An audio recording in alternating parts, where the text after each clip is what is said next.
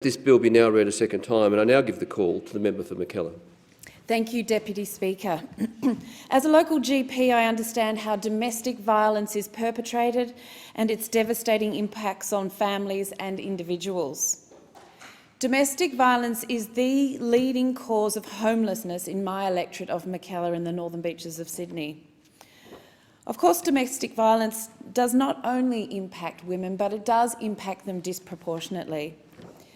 Across Australia, 1 in 4 women will experience violence from their partner, and this includes coercive control to overt control and violence.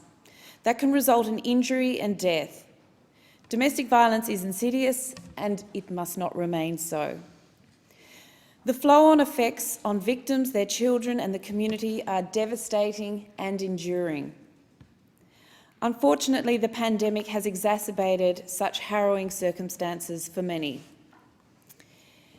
In this parliament, we must implement policies that protect victims and save lives, which is why I support this bill.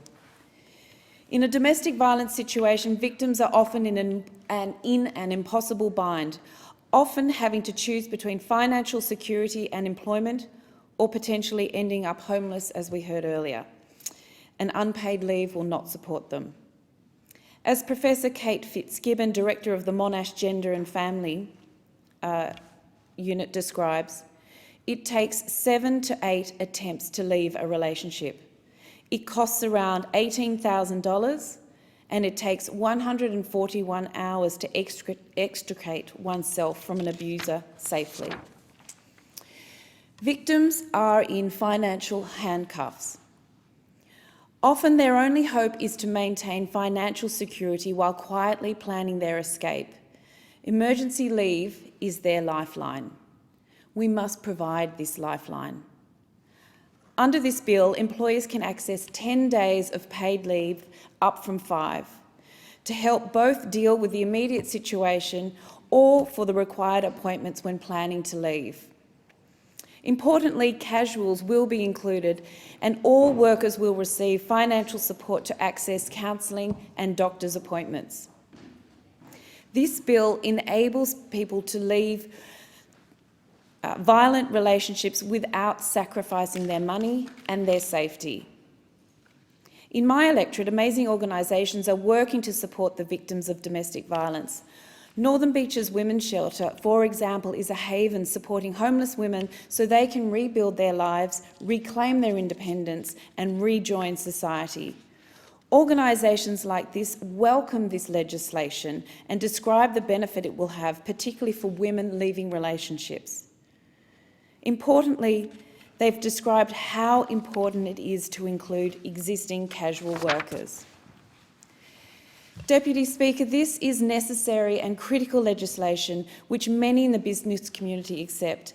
I am heartened to see that nearly all submissions from businesses and organisations to the committee inquiry into this bill recognise the need to support victims of domestic violence through leave from the workplace. To the businesses in my community, you are the backbone of Mackellar. I am proud of the response I've received from those I've consulted with. Businesses in my electorate are throwing their support behind this legislation. I would also point out research by the Centre for Future Work at the Australia Institute, which shows that only 1.5% of women and 0.5% of men are likely to access this leave. Therefore, the cost to the employers would be modest, and any price would be outweighed by the benefits such as improved productivity and decreased turnover. In fact, some states and businesses already offer 10 days of paid domestic leave and have found the impact on business to be very limited, which is promising. Even so, I welcome that the government will provide small businesses with an extra 6 months grace period and consult with them now. I also call on the government to consider how they can reduce administration of this measure, keeping it as simple as possible. Deputy Speaker, as MPs, we must all work with our communities to educate them about this critical legislation so that those impacted by domestic violence know their entitlements and businesses have clarity and simplicity in applying it. Supporting this bill is the least we can do to help the thousands of Australians who find themselves in this awful situation. Thank you.